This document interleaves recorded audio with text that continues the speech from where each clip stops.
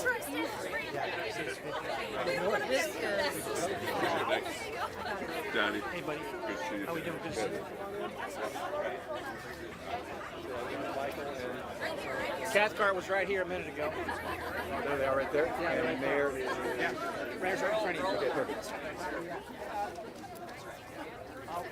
All right, I think we're ready to go. Yeah, I think so. Do you want to put anything up here? Yeah, absolutely. It's so bright I can't see the lights.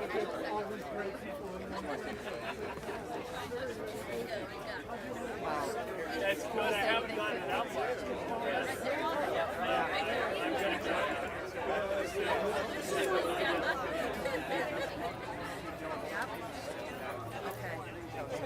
Okay. You guys want to stand on point? Whatever you want. Come up here. Absolutely. One on each side. It's great. Is everybody ready? Excellent. I'm going to take my sunglasses off. All right. All right, we're ready. We're going to start. Thanks, you guys. Thank you. Going to start. I just want to thank you all for being with us here today to talk about some very important updates to the city's laws that regulate illegal camping and sitting in line on sidewalks and in doorways. Court rulings since those laws were enacted have limited our ability to enforce them as they are currently written.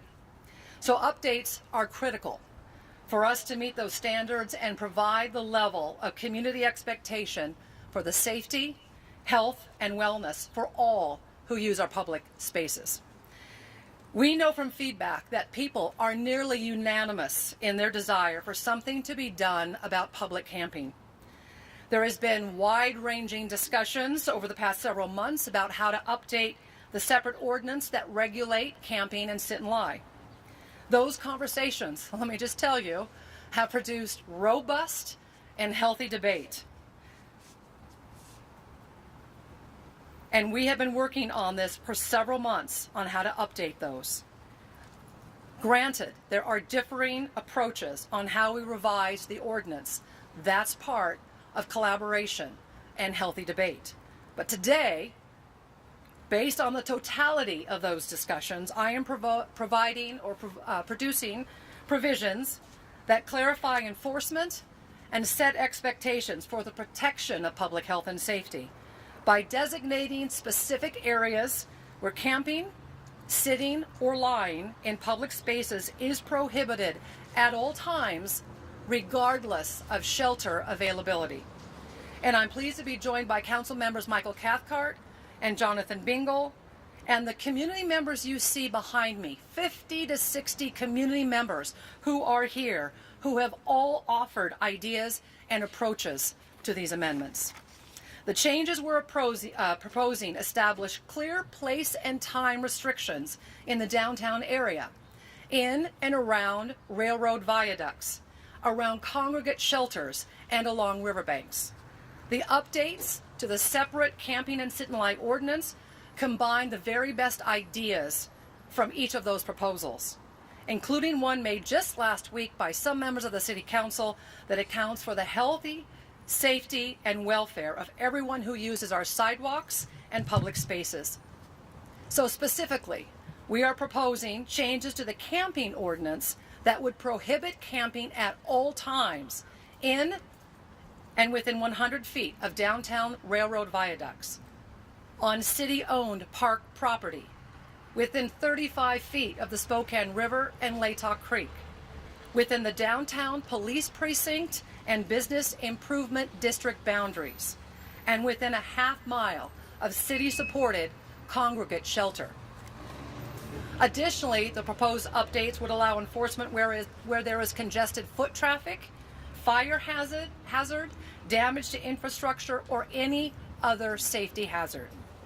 We are also proposing to define congregate shelter as any private or public facility that provides short-term or communal living, which includes homeless shelters, and removes the blanket exemption when shelter space is unavailable, to be clearer about time and place restrictions as required by the courts.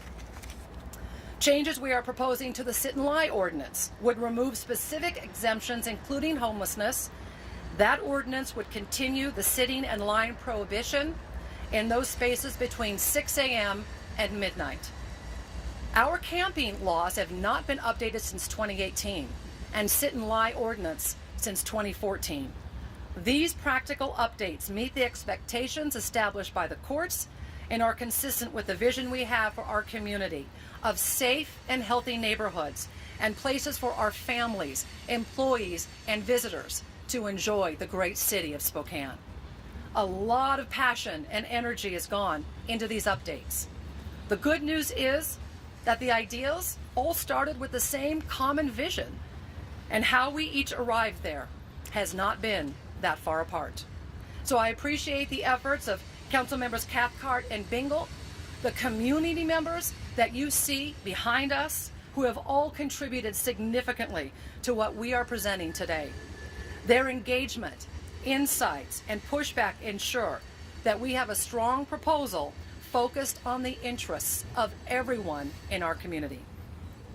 At this time, I'd like to invite Councilmember Cathcart to come up and talk more about the time and the manner considerations that went into these proposals. He was at the center of the conversations to make sure that we're meeting the community and court expectations. So, Councilmember Cathcart.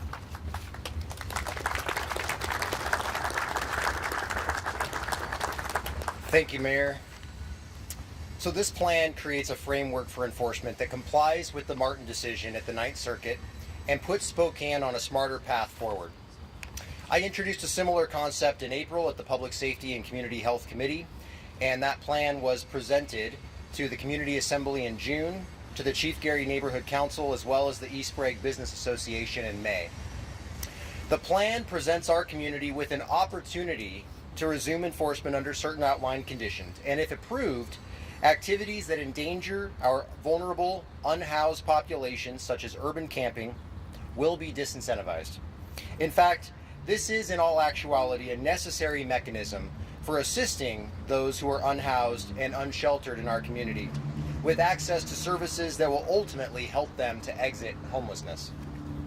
The plan increases the quality of life for our community members and businesses and will ensure safe passage for individuals of all abilities on our public sidewalks, paths, trails, and roadways by preventing these areas from being used for sleeping or lying. And as the mayor said, this has been a long, ongoing conversation that is really centered on how do we comply with the ruling in the Martin v. Boise decision. And so for the last 4 or 5 months, myself and other council members, Councilmember Bingle has been involved in the conversation, have been talking to city legal about how we can implement a policy that will comply with Martin but allow us a smarter way forward for the city of Spokane. And so as the mayor said, we've talked about different mechanisms for enforcement. So there's areas in our community where we will always enforce, areas where we're going to be able to enforce when we have enough capacity, but also if there are health and safety concerns that give our officers the tools to approach those camps and provide access to services for those individuals who are illegally camping. So I think this is a great way forward. We're still listening to more input and more tweaks might be coming forward, but I think that we've got a really good, smart plan that is going to address the needs of our community. Thank you all very much.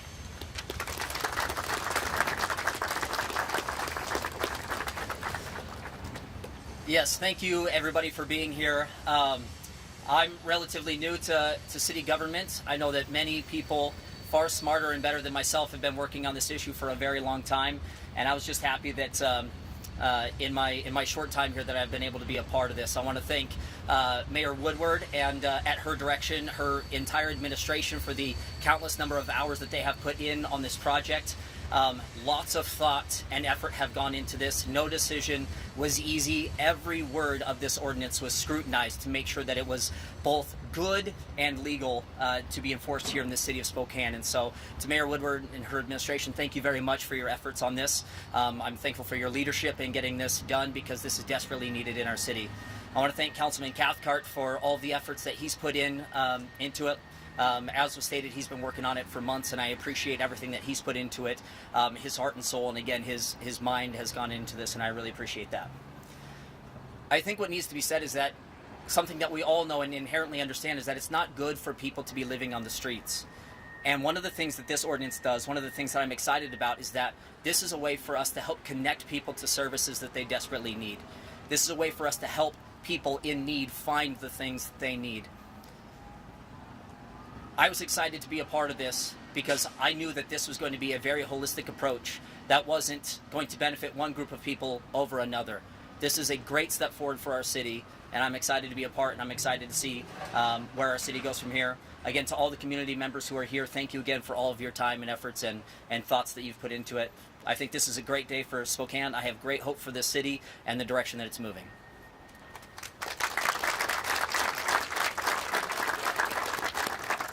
Would like to invite any community members who are here supporting this proposal who would like to talk. What does this mean for Camp Hope right now after this meeting? Well, we're working on a plan for Camp Hope because we have the ability to access commerce funds at about $25 million provided for 5 counties within the state. Spokane County is one of them. And they've given us 30 days to come up with a plan to present to Commerce to access those funds to move people off the property. And this is part of legislation that was passed this last session. So, but we're not finished here. I did want to allow anybody from the community here supporting this proposal who would like to talk. Oh, great, Chris. Good afternoon. On behalf of the Downtown Spokane Partnership Board of Directors, I want to thank Mayor Woodward, her staff, and council members Bingle and Cathcart for providing us with this ordinance today. It is a very important move forward. Combined with the newly approved East Trent Shelter Facility, this ordinance will provide downtown business owners, their employees, and customers much needed support and protection that they desperately seek. Downtown needs to be a clean and safe environment for everyone and requires the protections from unlawful camping. The time has come for the City of Spokane to take the necessary action of reestablishing order on the sidewalks of downtown and around facilities which provide services for those enduring homelessness. The proposal being put forth today is the right policy. It makes clear that sitting, lying, and camping on sidewalks and underpasses in downtown is harmful not only to businesses, but to those who are living their lives out on the streets. The business impacts of tolerance for sidewalk camping have been enormous and can no longer be ignored. The DSP is concerned not only with the businesses that need immediate relief from these intolerable conditions, but it also has compassion for those who are suffering. We know, like the vast majority of the community knows, that compassion does not mean sitting idly by and permitting these inhumane conditions to persist, but instead it means taking proactive actions to reestablish the necessary limits that have been eroded over the past few years. From the relaxing of our drug laws to the effects of COVID, which have encouraged a disregard for law and order. We support this measure because it brings the City of Spokane back to doing its basic duty for all of the citizens of our community. For the business owners, the property managers, for workers who keep these businesses running and depend on their jobs for themselves and their families, and for those who are on the streets. The time is right, and the time is now for City Council to take immediate action and demonstrate that they care for the small, medium, and large businesses of our downtown Spokane that provide jobs to our residents, to our community, and that they also care for those who are suffering on our streets, to not turning a blind eye to their suffering by allowing things to continue as they have for the past several years. No more waiting to see what happens. Time is now to take action. Thank you very much.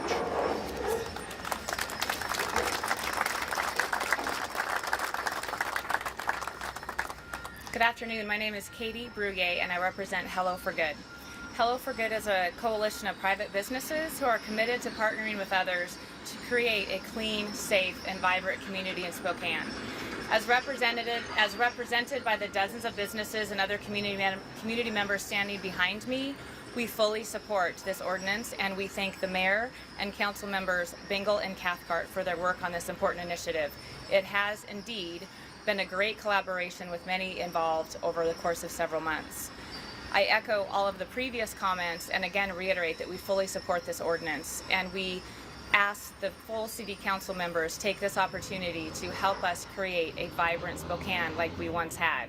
Over the course of the years, many of us have said this doesn't look like the city that we once knew, and this is a wonderful opportunity to address that and regain the vibrant city for all involved. No one should be left to sit in distress in a doorway or on a sidewalk. They should be given the opportunity to get resources and support they need, and the individuals visiting those businesses and areas within our city should also have the ability to do so easily. I'll speak directly to what has been mentioned in terms of the legal aspect of this, the Martin v. Boise case.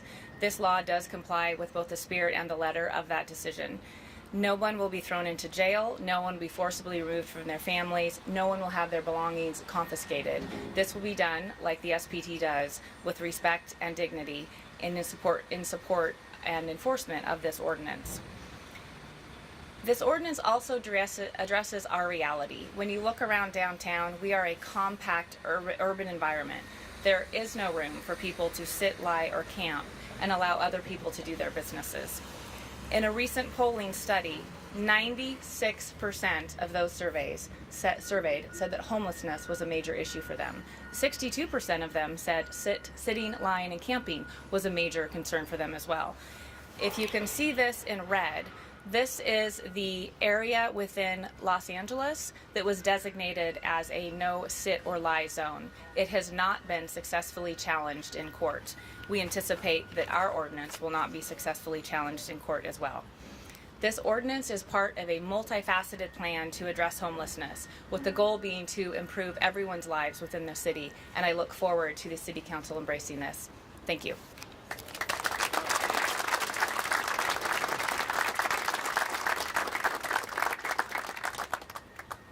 Anybody else? Well, I just want to echo Council Members Bingle and Cathcart for thanking the members behind me. These are 50 to 60 members of our community who are commercial property owners, business owners, people who head nonprofits, people who work downtown, people who live downtown, that want to see the improvements that these proposals will provide for our community. Our community has been asking for this for a long time, and it's time that we step up and be the city that we know we can be, and be the city that we want to be. Council will consider this July 11th at their Public Safety Committee, and we encourage them, as we encourage the entire community, to support these proposals so that we can have a healthy, safe, clean, and vibrant downtown for everyone. So I'd like to open it up to questions, if anybody has any. Hi, Mayor Woodward. Several council members support a version that doesn't cover quite as many areas where camping is never allowed. If they support that version instead and improve it, would you veto it? That ordinance proposal does not go far enough. It has some of the elements of this proposal, but it does not include the downtown bid district or the police precinct district. And that's where we want to be able to see enforcement and improvement. Martin v. Boise determines that if there's insufficient shelter space for some areas, that these laws can't be enforced in certain areas. Right. What determines that sufficiency, I guess? What was the challenge in navigating that? And what sort of sufficient, what does sufficient mean for the city? Well, I think it's the density. It's the fact that our downtown is the economic engine of our region, where we have the majority of our businesses located, where we have thousands of people who work downtown and now live downtown. And the impact that we're seeing from camping and sit and lie, we can't continue to let that happen. Does the city need a certain number of shelter beds to meet that mark? We're going to get rid of the exemption that would require us to have availability in our shelter system. Anybody else? Mayor, you mentioned that you want to move these people into the help that they need. My question is how? I mean, people outreach over here, we're sitting right next to the program.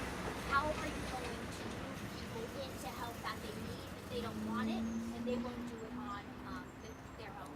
Part of that is outreach and assessment.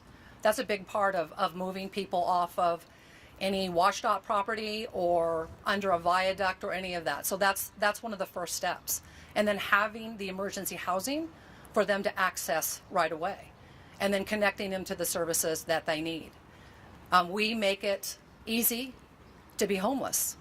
And I know that's not a popular thing for some people to hear, but we instead, these ordinances and their updates are not to push people around, but it is to push them into assistance and into the services that they need to get them off the street, out of viaducts and off of fields. We as a community have already decided that it is not humane to see people in our city living under viaducts on the street and in fields.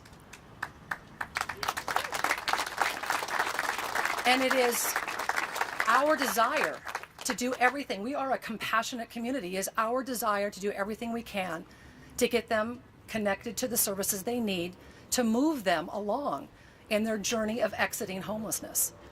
We need to do a better job of that. This is all part of the comprehensive plan, the city's homelessness 2.0 plan that I unveiled back in April, and we're moving forward with it. To follow that, do you think we have enough services? There's over 500 people on DOT land. There's multiple camps throughout the city. Do you see yourself investing in more services to help these people? Do we need to do more to make sure they can get the help that they need? We definitely need more services. I mean, when you look at the mental health industry right now, they're experiencing a work shortage crisis. We need more substance abuse treatment programs. And the state needs to step up and offer those as well. I mean, if you look at the Blake decision, that now does not allow our officers to arrest when somebody is openly using or possessing until they have had 2 chances to be connected to services. Yet they didn't fund that mandate. They didn't provide the extra funding to provide the extra programs to direct those individuals to. So we need help from the state as well. How are we going to measure this in the coming weeks, whether we're actually doing this or not? I mean, you can ask somebody to, go to a service. If they refuse, you're not going to throw them in jail, I hear, so what are you going to do? Well, we're going to make it uncomfortable. They're not going to be able to sit and lie and camp downtown and in the areas that are designated. As long as they keep walking, they're okay. Is that what I'm hearing? I want to see how it's actually going to work. Well, let's give it a try and we'll come back with some data. Okay. All right? And I think just the visibility of people no longer camping under viaducts and not on the washout property, 500 plus individuals. Well, I agree. Yeah. I'm not arguing with you. I'm just, Yeah. how are we going to measure it is my question. Through our HMISS system is one way where we are able to, it's the name and need list.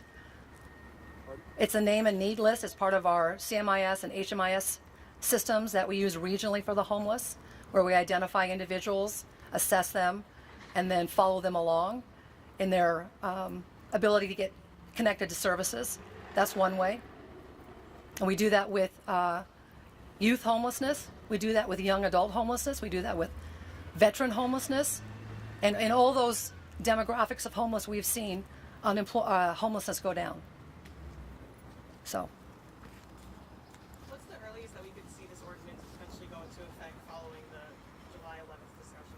Well, it would have to go through the regular meetings that the council will then go through. So after July 11th, it's presented in committee. And then as you follow council, you know that there are several meetings beyond that it needs to be discussed and brought up. There's public testimony, and then they'll vote, probably 2 to 3 weeks after that. Yep.